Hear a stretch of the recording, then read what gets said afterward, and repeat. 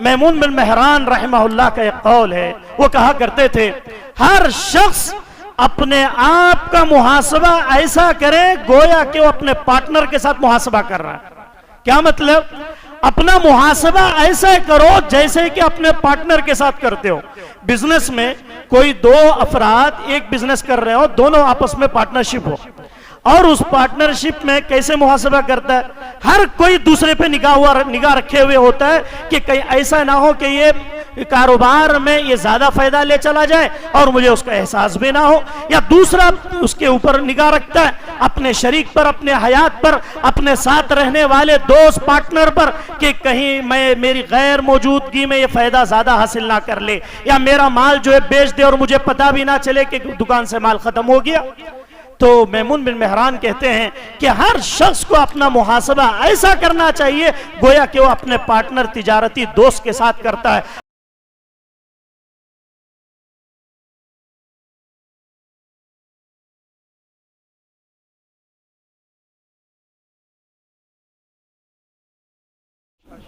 تمام طرح کی تعریفیں، حمد و ثنا، بڑائی و کبریائی اس اللہ رب العالمین کے لیے لائق و زیبا ہے جو تمام جہانوں کا پالنہار ہے۔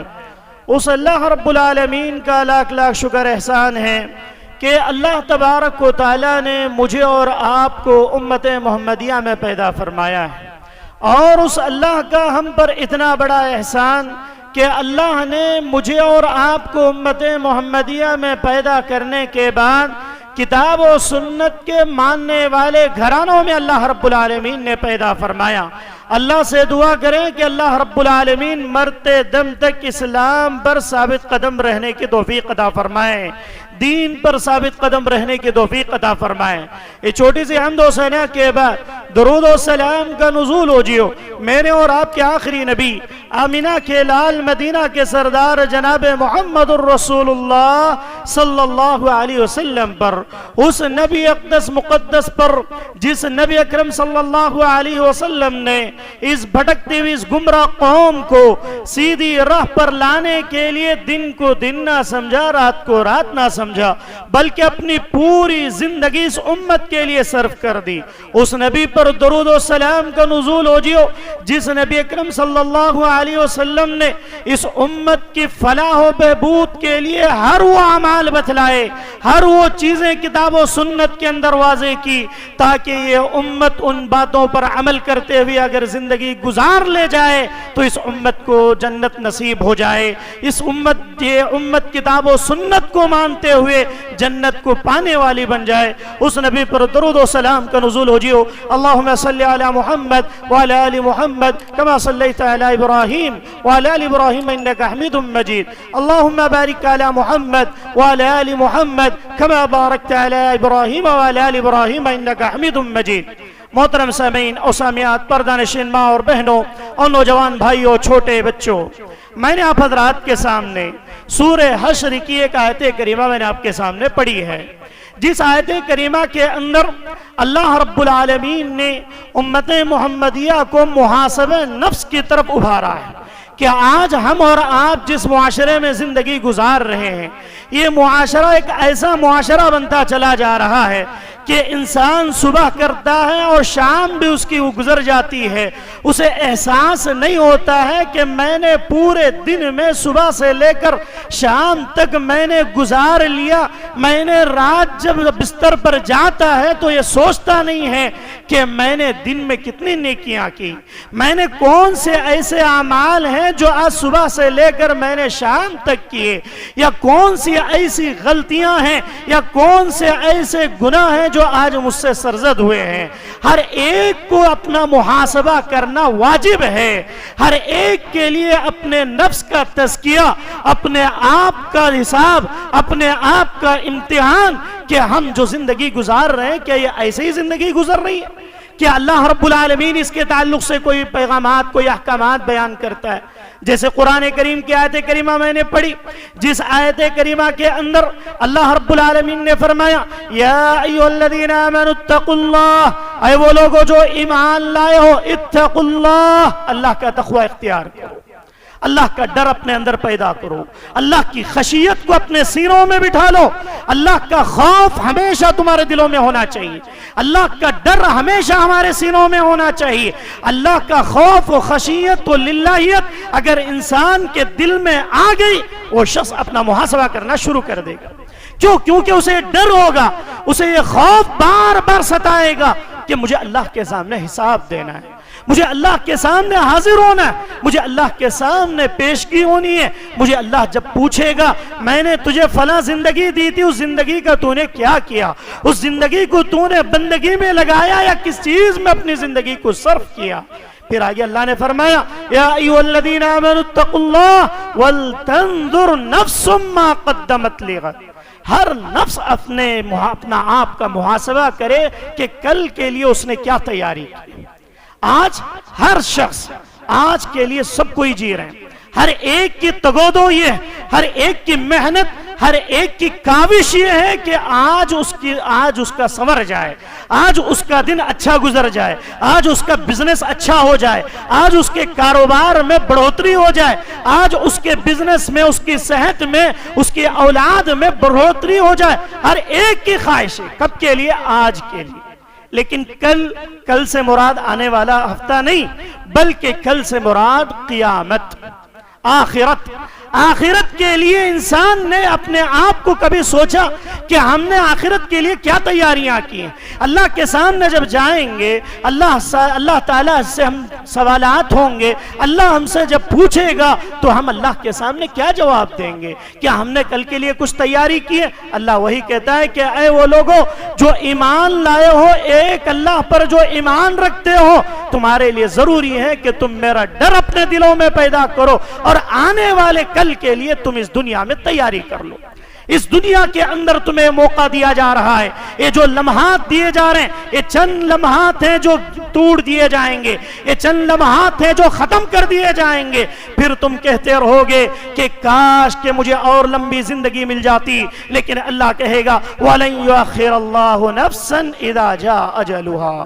جب موت کا فرشتہ آ جائے گا تو پھر انسان پریشان ہو پڑے گا کہ میں نے یہ کیا کر دیا، میں نے 50 سالہ زندگی برباد کر دی، میں نے یہ 60 سالہ زندگی تباہ کر دی، میری زندگی میں سال کی شروعات بھی آتی اور میرے زندگی میں سال کے آخری ایام بھی آتے، اور میں ان ایام کو ایسے ہی گزار دیتا، عیش میں گزار دیتا اور کاروبار میں اپنی زندگی کو صرف کر دیتا، مجھ پر کوئی فرق نہ پڑتا کہ میں نے پورے سال میں کون سے ایسی نیکیاں کی یا میں نے کون سے ایسے گناہ کیے جس کی وجہ سے اللہ رب العالمین کے سامنے جب جاؤں گا تو میں کیا جواب دوں گا۔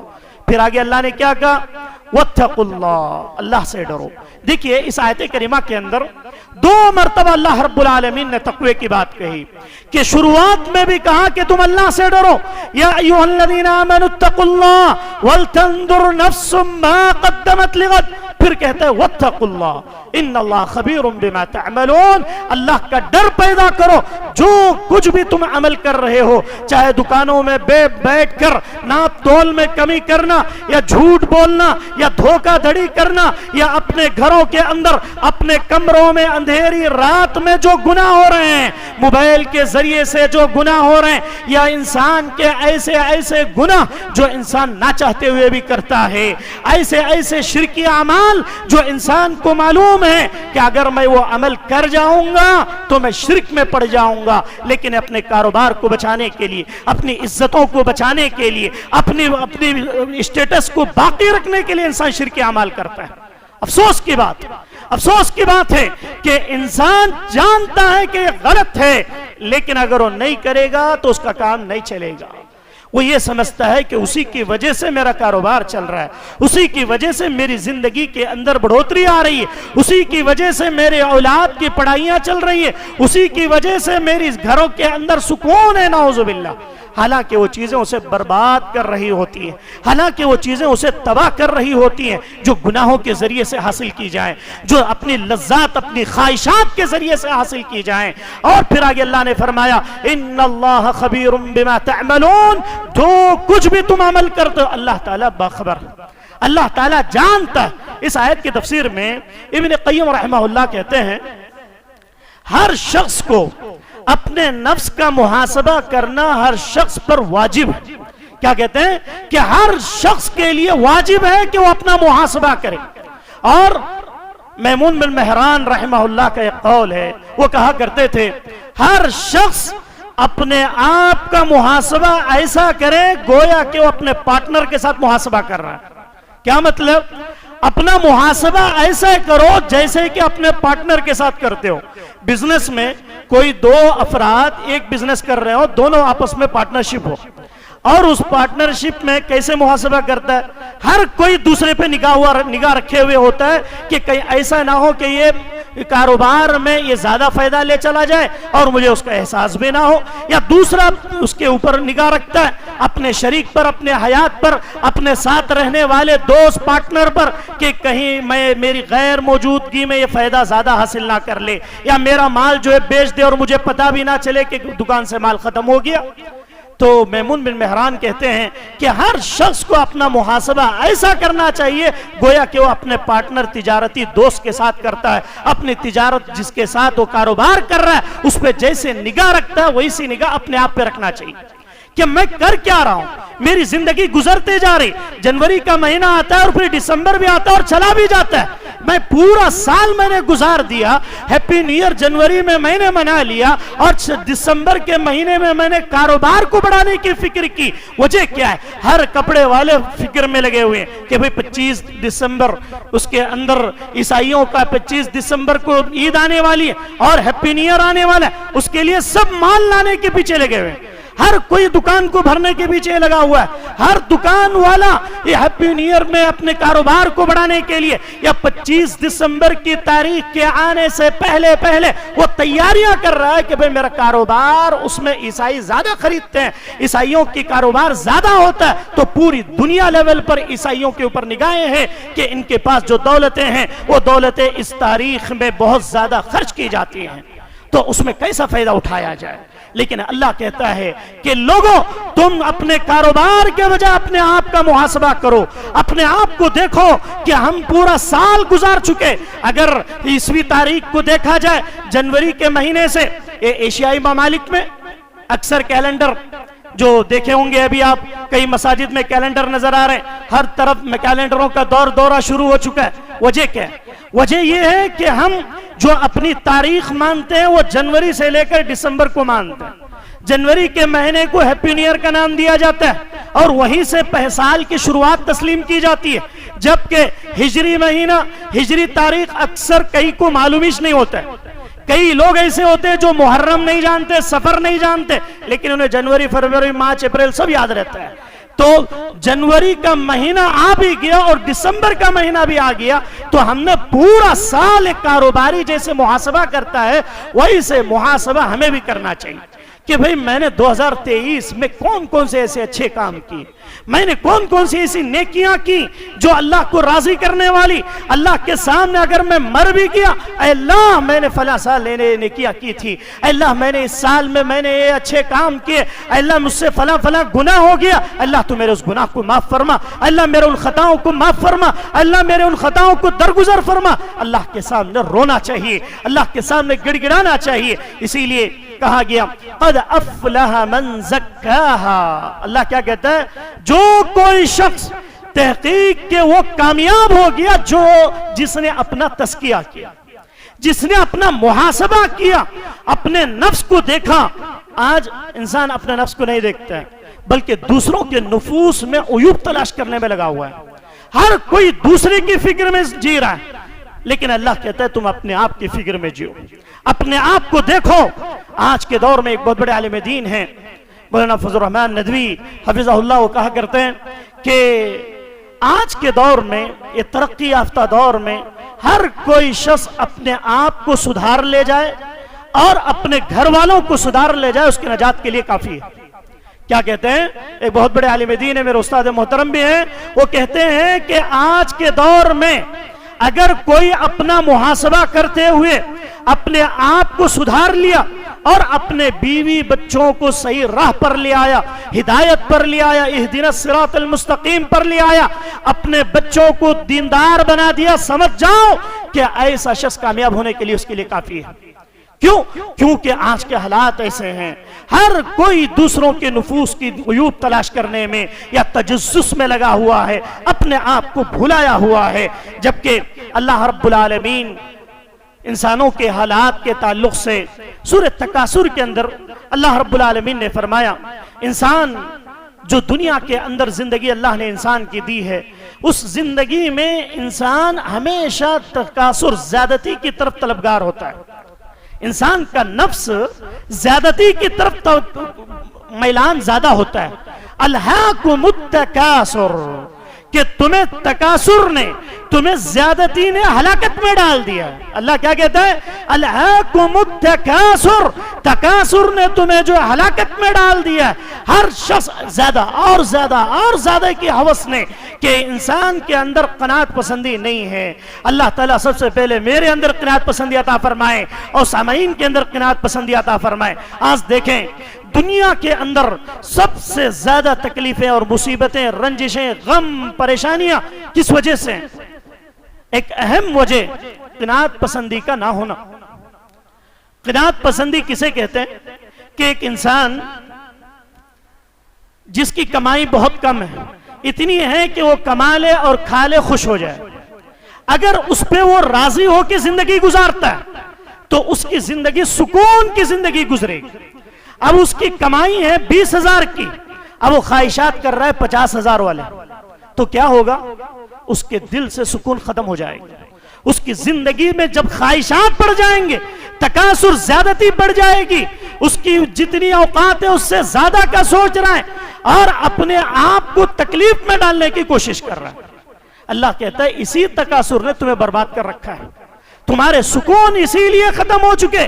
آج ہر کوئی پریشانی میں نظر آتا ہے، ہر کوئی تکلیف میں نظر آتا ہے۔ 50,000 کما رہا پھر بھی پریشان، 40 کما رہا پھر بھی پریشان۔ وجہ کیا ہے؟ وجہ یہ ہے کہ نہیں، وہ 40 والا 80 والے کو دیکھ رہا ہے کہ وہ کیسے زندگی گزار رہا ہے، اس کی لائف سٹائل کیا ہے، اس کو فالو کرنے کے چکر میں یہ پریشانیوں میں آ جاتا ہے، پھر یہ سود میں پڑ جاتا ہے، پھر یہ حرام خوری میں پڑ جاتا ہے، پھر یہ زناکاری میں پڑ جاتا ہے، پھر اس کے بعد جھوٹ پہ جھوٹ، جھوٹ پہ جھوٹ، اور انسان ایسے ایسے حرکتیں کر جاتا ہے یہاں تک کہ وہ خودکشی کرنے پر بھی مجبور ہو جاتا ہے۔ یہ کیوں ہوا؟ یہ اس لیے ہوا کہ قناعت پسندی آج امت محمدیہ کے کئی لوگوں کے اندر اس کی کمی نظر آتی ہے۔ اگر یہ قناعت پسندی آ گئی، اللہ کی قسم ہے کہ ہر کوئی شخص خوش نظر آئے گا، ہر ایک کی زندگی میں خوشیاں نظر آئیں گی۔ کیوں؟ کیونکہ اس کی کمی کی وجہ سے ہر کوئی پریشانیوں میں اور تنگیوں میں اور مصیبتوں میں نظر آتا ہے۔ پھر آگے اللہ رب العالمین کہتا ہے یہ تکاثر اللہ نے جان بوجھ کر لوگوں میں اندر ڈالا ہے۔ یہ زیادتی یہ صرف فلاں کے نزدیک زیادہ ہے، فلاں ہرس زیادہ کرتے ہیں، فلاں ہرس کرتے ہیں، ایسے نہیں۔ ہر کسی کے اندر یہ زیادتی کا جذبہ زیادہ اللہ نے رکھا ہے۔ ہر کوئی چاہتا ہے لاکھ ہے تو 2 لاکھ کیسے کرنا، 5 لاکھ ہے تو 6 لاکھ کیسے کرنا، ہر ایک کی خواہش۔ اللہ نے لوگوں کے نفوس میں یہ چیزیں ڈال دی۔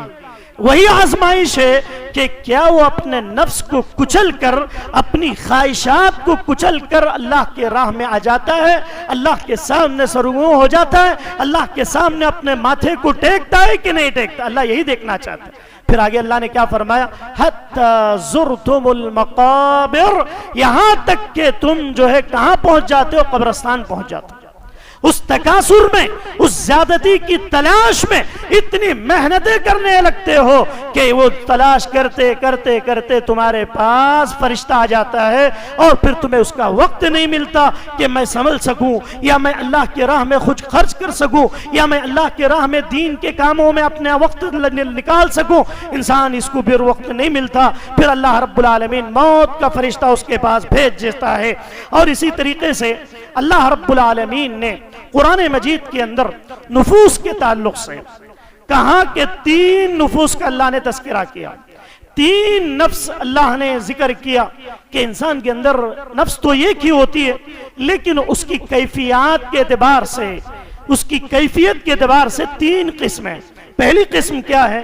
نفس امارہ، جو انسان کو گناہوں کی طرف ابھارتی ہے۔ نفس امارہ جو انسان کو سیئات کی طرف ابھارتی ہے۔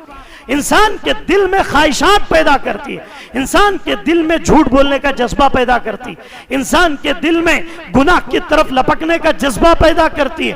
وہ دیکھتا ہے کہ فلاں گناہ ہو رہا ہے، اس کا دل بھی مائل ہوتا ہے، فلاں دیکھتا ہے کہ شراب پی رہا ہے، یہ بھی بیئر کی طرف مائل ہو جاتا ہے، اور پھر وہ دیکھتا ہے کہ وہ گناہ کر رہا ہے تو دوسروں کی طرف دیکھا دیکھی یہ نفس امارہ جو ہے اسے ابھارنے لگ جاتا ہے، کہتا ہے کہ تو بھی یہ گناہ کر لے، تو بھی فلاں کام کر لے، تو بھی فلاں کام کر لے۔ یہ دل کے خواہشات بڑھنے شروع ہو جاتے ہیں۔ پھر آگے اللہ رب العالمین نے دوسری قسم بتلائی، نفس لوامہ، ایک ایسا نفس جو انسان کو جب گناہ کی طرف ابھارتا ہے تو فوراً اس پر ملامت کرنے لگتا ہے، فوراً اس پر ملامت کرنے لگتا ہے۔ نواز بن سمان کی روایت ہے، کہتے ہیں اللہ کے نبی جناب محمد الرسول اللہ صلی اللہ علیہ وسلم نے فرمایا البر حسن الخلق، نیکی کیا ہے؟ حسن اخلاق کا نام ہے۔ نیکی کیا ہے؟ نیکی حسن اخلاق کا نام ہے۔ اور والاسم ما حق فی صدرک، گناہ یہ ہے کہ جو تمہارے دل میں کھٹکنے لگے۔ انسان گناہ کر رہا ہے، وہ یہ سوچ رہا ہے کہ کوئی دیکھ تو نہیں رہا، تو سمجھ جاؤ کہ وہ گناہ ہے۔ آپ چوری کرنے جا رہے ہیں، آپ کا ہاتھ اس پہ لگنے سے پہلے آپ کے دل میں تکلیف پریشانی شروع ہو گئی کہ کوئی دیکھ تو نہیں رہا یا میں کہیں غلط تو نہیں کر رہا ہوں۔ اس کے دل میں جو خواہش جو چیز پیدا ہوتی ہے وہ نفس لوامہ ہے۔ نفس لوامہ، یہ نفس لوامہ بار بار انسان کو ابھارتی ہے کہ جو تو کر رہا ہے غلط ہے، یہ جو جھوٹ بول رہا ہے یہ غلط ہے، یہ جو تو کر رہا ہے یہ صحیح نہیں ہے۔ انسان کا دل بار بار ملامت کرنے لگتا ہے، اور جب وہ ملامت کو ایکسپٹ کر لیتا ہے کہ جو میں کر رہا ہوں غلط کر رہا ہوں، اللہ تعالیٰ اس کی ہدایت کی طرف رہنمائی کرتا ہے، اسے صحیح راستے کی طرف رہنمائی کرتا ہے۔ لیکن انسان یہ سوچے کہ نہیں، اس نفس کو کچلنے کے بجائے اس نفس کے مطابق عمل کرنے لگ جاتا ہے تو پھر گناہ کرنے میں اسے آسانی ہو جاتی ہے۔ شیطان ابلیس کو وہ کیوں اللہ کے دربار سے ذلیل ہو کر نکالا گیا؟ مفسرین لکھتے ہیں کہ قال ما منعك الا تسجد اذ امرتك قال انا خير من خلقتني من نار وخلقته من طين۔ اللہ نے سورہ اعراف کے دوسرے صفحے میں اللہ رب العالمین نے 8ویں پارے میں کیا کہا کہ جب ابلیس سے کہا گیا کہ تو ابراہیم حضرت آدم کے سامنے سجدہ کر، تو شیطان نے شرک نہیں کیا، اللہ کے ساتھ اس نے شرک نہیں کیا، جس کی وجہ سے اللہ نے اس کو ذلیل قرار دے کر دنیا میں بھیج دیا۔ نہیں، اس نے اللہ کی حکم کی نافرمانی کی۔ کس وجہ سے؟ اس کے دل میں اس کے نفس کی خواہشات کو ماننے کی وجہ سے۔ اسی نفس لوامہ یا نفس امارہ نے ابھارا، نفس لوامہ نے اس کو سمجھایا، پھر اس کے بعد وہ گناہ کر بیٹھا۔ کیسے؟ اللہ نے کہا کہ تجھے آدم کے سامنے سجدہ کرنا ہے، قال ما منعک الا تسجد اذ امرتک، کس چیز نے تجھے منع کیا کہ تو آدم کے سامنے سجدہ ریز ہو جائے؟ اس نے کہا قال انا خیر من، اے اللہ میں اس سے بہتر ہوں۔ اس کا دل بول رہا تھا۔ انسان کا نفس یہ بہت خطرناک چیز ہے۔ انسان کا نفس اگر گناہ کی طرف لگ جائے تو پھر اسے پھیرنا مشکل ہے، اس کا پھیرنا مشکل ہے۔ شیطان کو شرک نہیں ہوا اس کے ساتھ، اس نے صرف اتنا کہا کہ بھئی میں کیسے جھکوں اس کے سامنے، انا خیر من، میں اس سے بہتر ہوں۔ خلقتنی من نار وخلقتہ من طین، اے اللہ تو نے مجھے آگ سے پیدا کیا۔ آگ کی صفت کیا ہے؟ اوپر اٹھنا۔ آگ ہمیشہ اوپر کی طرف جاتی ہے۔ وہ کہتا ہے کہ میں آگ سے پیدا ہوا ہوں، میں اونچائی کی طرف جانے والا، اور آدم کو تو نے مٹی سے پیدا کیا، اور مٹی کے اندر جو صفت ہے وہ نیچے کی طرف جانا۔ مٹی زمین کی طرف کھینچتی اپنے آپ کو، آگ اپنے آپ کو اوپر کی طرف لے جاتی ہے۔ اے اللہ جب میں آگ سے پیدا ہوا ہوں، خلقتنی من نار، تو نے مجھے آگ سے پیدا کیا، تو میں بلند ہوں، اس کے سامنے میں کیوں جھکوں؟ اس کے نفس نے ابھارا اس کو گناہ کی طرف۔ شیطان کو، ابلیس کو اس کے نفس نے ابھارا کہ جو تو اللہ کہہ رہا ہے اس کی بات نہ مان، اللہ کے حکم کی نافرمانی کر لے۔ تو اس نے کیا کیا؟ اپنے نفس کے اس امارہ نفس جو تھا، جو گناہ کی طرف ابھار رہا تھا، جو نفس بار بار اسے یہ کہہ رہا تھا تیرا کام اوپر اٹھنا ہے، تو نیچے کیوں جا رہا ہے؟ تیرا کام اوپر اٹھنا ہے۔ آج بھی کیا بولتے ہیں لوگ؟ کوئی مالدار ہے کوئی غریب ہے، آپس میں اگر لڑائیاں ہو گئی، اختلاف ہو گیا، چار بھائی آپس میں اختلاف ہو گیا، بات چیت ختم ہو گئی، اب دونوں میں ملنا ہے، تو کیا کہتے ہیں؟ اگر ان کو سمجھایا بھی جائے تو وہ کہتے ہیں کہ بھئی میں بڑا ہوں یا میں مالدار ہوں، میں اس کے سامنے کیسے جھکوں؟ وہ آ کے مجھ سے معافی مانگے۔ کیا کہتے ہیں؟ وہ آ کے مجھ سے معافی۔ کیوں؟ یہ شیطان دلوں میں ڈالتا ہے، یہ نفوس میں ڈالتا ہے کہ تو کبھی جھکنا نہیں، تیرے اندر انانیت، یہ انا انا انا۔ دیکھیں آپ تاریخ دیکھیں، چاہے ابلیس ہو چاہے فرعون کو بھی کیوں غرق کیا گیا؟ فرعون کو غرق کرنے کا واحد سبب انا ربکم الاعلی۔ کیا کہہ رہا تھا؟ انا میں۔ انسان کے جو میں لفظ دل میں آ گیا تو سمجھ جاؤ کہ انسان کی تباہی شروع ہو گئی۔ قناعت پسندی نہیں، عاجزی نہیں، انکساری نہیں، اپنے اندر انانیت، اپنے اندر فخر، احساس تکبر اگر آ گیا تو انسان کو گناہ کرانے میں آسانی ہو جاتی ہے۔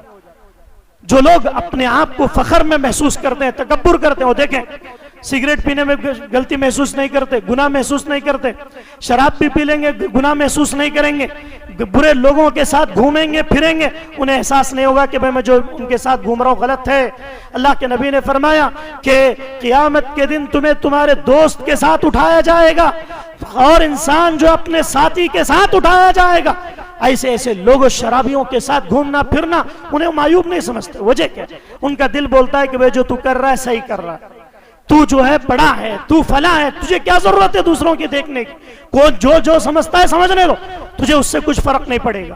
یہ انانیت اللہ رب العالمین نے فرمایا، اسے انانیت کی وجہ سے جب فرعون نے موسیٰ سے کہا کہ انا ربکم الاعلی، میں تمہارا رب ہوں، اللہ نے کہا کہ اس کو جو ہے سمندر کے اندر، اس دریا کے اندر اس کو غرق کر دیا گیا۔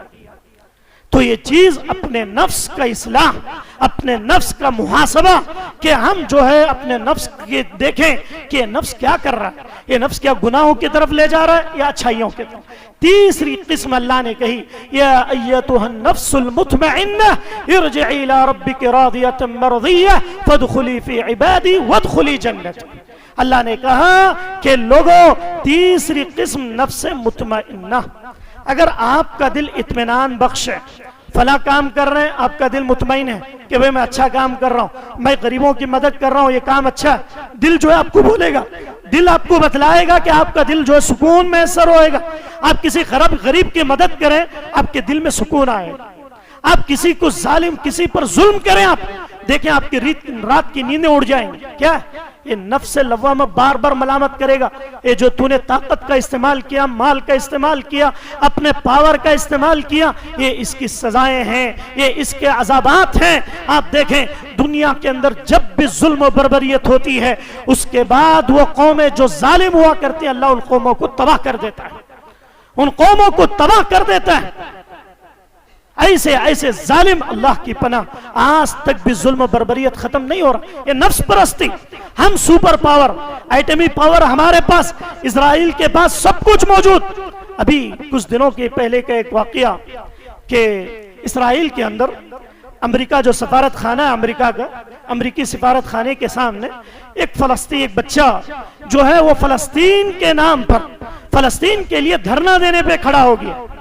تو کیا کیا گیا اس بچے کے ساتھ؟ اس بچے کے ساتھ تمام پوری فورس موجود ہے، ان کے سامنے پیر رکھ کر بچے کو آخری سانس تک دبا کر مار دیا پیر سے پولیس والے نے۔ وہ بچہ اس حالت میں بھی، اس کا دل اور اس کا ایمان، اس کا نفس دیکھیں، آخری سانسیں چل رہے ہیں، پیر اس کے گلے پر رکھا ہوا ہے، ابھی مرنے والا بچہ 20 15 18 سال کا بچہ آخر سانس میں کیا کہتا ہے؟ لا الہ الا اللہ محمد الرسول اللہ۔ یہ ایمان، یہ نفس مطمئنہ اپنے نفوس کو پاک کریں گے۔ اپنے نفس میں کینہ، کپٹ، حسد، جلن یہ سب ہوگا تو کیا ہوگا؟ مرتے وقت بھی لوگ کیا کرتے ہیں؟ مرتے وقت بھی وہ پلاٹ اس کے نام پہ، وہ گھر اس کے نام پہ، خالی دماغ میں جو رہتا وہ نکلتے رہتا۔ لاسٹ وقت میں آج دیکھ لیں آپ، ابھی مرتے رہتا، پہلے گھر والے بھی سوچ لیتے ہیں کہاں انگوٹھا لگا لینا، کیا کر لینا، کیا نہیں۔ انہیں بھی فکر یہ نہیں ہے کہ اسے ایمان کیسے مل جائے، جنت کیسے حاصل ہو جائے. اس کا نفس جو ہے نفس خراب ہو چکا ہے. ثم قست قلوبكم من بعد ذلك فهي كالحجارة. انسان گناہ کرتا ہے تو اس کے دل سیاہ ہو جاتا ہے، اور جب سیاہی زیادہ ہو جاتی ہے تو اچھے چیزوں کی طرف دماغ نہیں جاتی. مرتے وقت بھی سوچ بلا کو سکرات کی حالت میں بھی مال کے بارے میں اللہ نے کیا کہا؟ الہاکم التکاثر.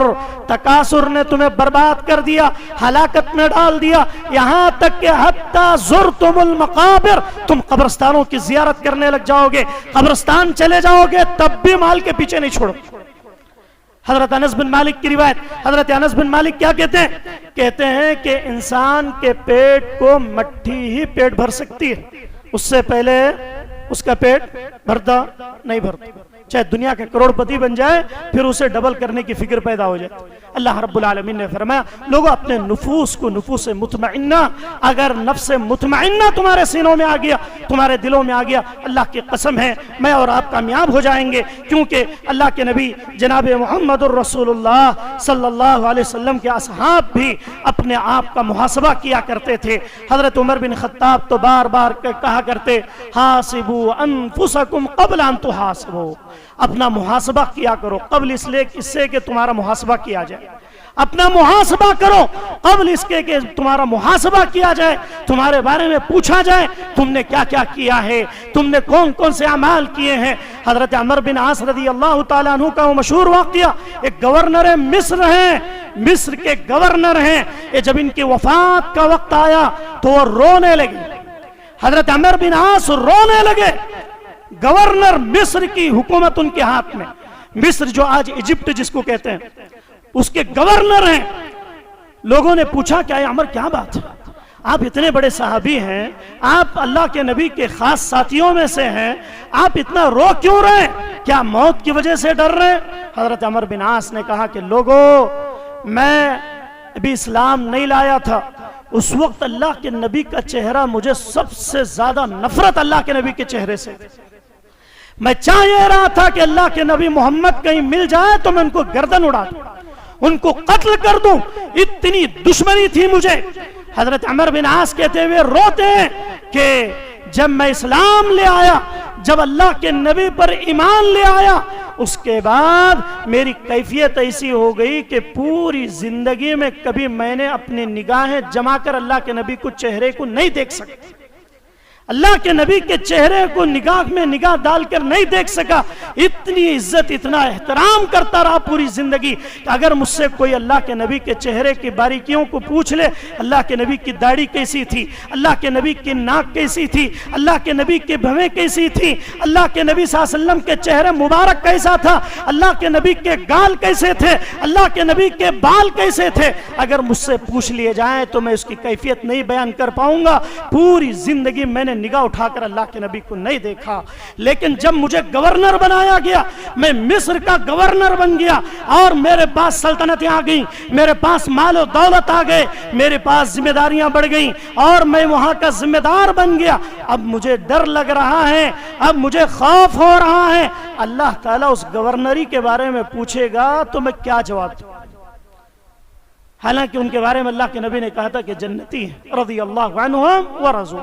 صحابہ پورے کے پورے جنتی. حضرت عمر بن عاص بول کر آخری وقت میں رونے لگے.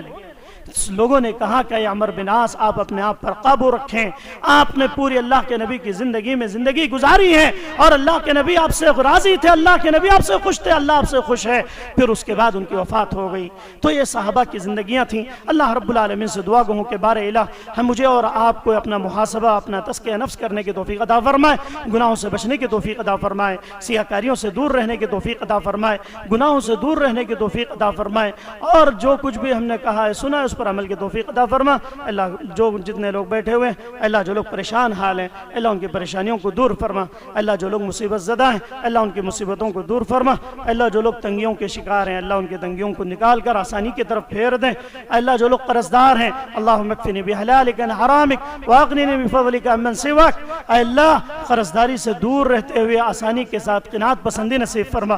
اللہ قناعت پسندی نصیب فرما. اے اللہ جو بھی جہاں کہیں بھی کسی بھی مسئلے میں گھرا ہوا کوئی اپنے بچیوں کو لے کر پریشان ہے، ان کی شادیوں کو لے کر پریشان ہے، کوئی اپنے بچوں کو لے کر پریشان ہے، ان کی شادیوں کی وجہ سے پریشان ہے، اے اللہ ان کے تمام کے مسائل آسان فرما، اے اللہ نیک جوڑے نصیب فرما، اے اللہ کوئی اولاد نہ ہونے کی وجہ سے پریشان ہے، اے اللہ ان کے لیے راستے نکال دے، اے اللہ تو ہی سب کچھ کرنے والا ہے، یہب لمن یشاء اناثا ویہب لمن یشاء الذکور او یزوجہم ذکرانا واناثا، اے اللہ تو ہی سب کچھ کرنے والا ہے، اے اللہ جن کے والدین اس دنیا سے جا چکے ہیں اللہ تو نے جنت الفردوس میں اعلیٰ مقام نصیب فرما، اللہ جن کے والدین اس دنیا میں موجود ہیں اللہ تو ہمارے والدین کو دین اور دنیا دونوں میں ترقی عطا فرما، اللہ جب تک زندہ رکھ اللہ عزت کی زندگی نصیب فرما، اللہ جب اس دنیا سے جانا ہو تو کلمہ شہادت نصیب فرما، آمین، والسلام علیکم ورحمۃ اللہ وبرکاتہ۔